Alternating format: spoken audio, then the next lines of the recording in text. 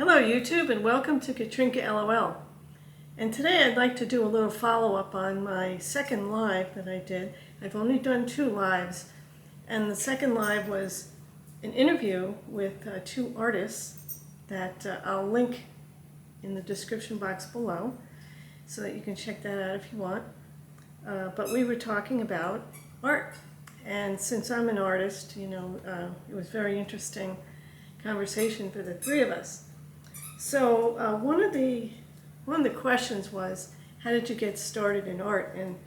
And as time goes on, sometimes things become blurry from the past, and you don't really fully remember how did this start. But for me, how it started in earnest and seriously was, believe it or not, someone that I knew was an adult and was using coloring books and was coloring and talking about how relaxing it was. And that really piqued my interest. So I started doing that. So here's an example of a coloring book that adults can use. And it has all kinds of things in here that you can color, either with crayons or with colored pencil.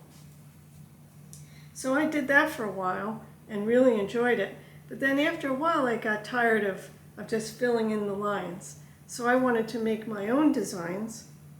So then I moved on to paper, like art paper, and some rulers and instruments for drawing circles, compasses, triangles, and different kinds of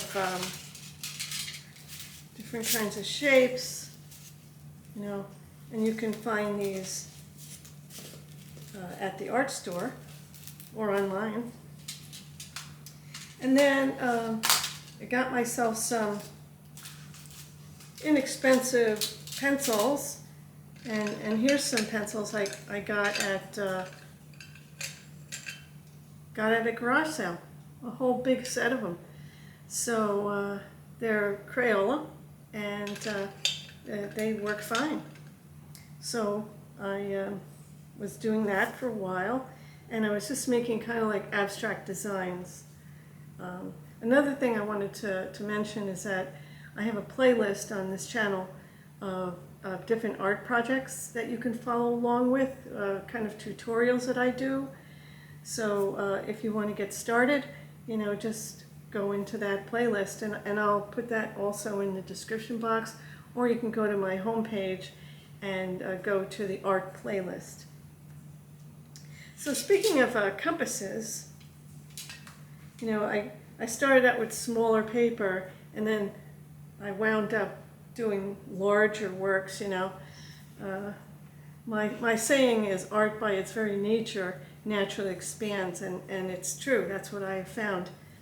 So I found this really amazing compass. It makes huge circles, and you can design a circle that's smaller, one that's larger, depending on where you put the pencil. So I've enjoyed using this as well. And then I wanted to branch out into other mediums. So I wanted to, try acrylic and watercolor and different things. So here's some art paper, and it's called mixed media. So you can do pencil on here, you can do ink, or you can do acrylic, watercolor, whatever it is that you want to do. And it's a small enough size that it can be handled, and then it's not so big that it would be incredibly expensive to frame. So I got one in white and then one in black, because I like using black paper. What that does, I have found, is that it mutes the colored pencil a little bit, and it gives a very interesting effect. So then one thing that I recommend that you should have is a color wheel. And with the color wheel, you can determine what color should go into your work. Let's say you want your main color to be blue. The instructions are right here on the wheel too. It's very easy to follow. So if you want your main color to be blue, then you would add yellow and red, and those would be colors that would go with that. So that's a good thing to have too.